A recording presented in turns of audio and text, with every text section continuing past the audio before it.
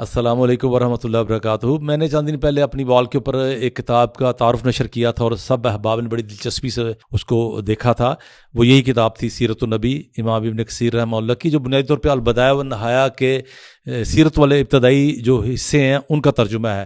ایک تو یہ میں نے عرض کیا تھا کہ یہ ترجمہ بے حد خوبصورت ہے۔ عموماً یہ ہوتا ہے کہ ترجمے میں اصل کا حق ادا نہیں ہو پاتا، لیکن اس کی خوبی یہ ہے کہ آپ جہاں سے جس جگہ سے بھی کتاب کھولتے ہیں اور پڑھنا شروع کریں گے، آپ محسوس کریں گے کہ جیسے آپ کے انتہائی دلچسپ کوئی کتاب پڑھ رہے ہیں، کہانی پڑھ رہے ہیں۔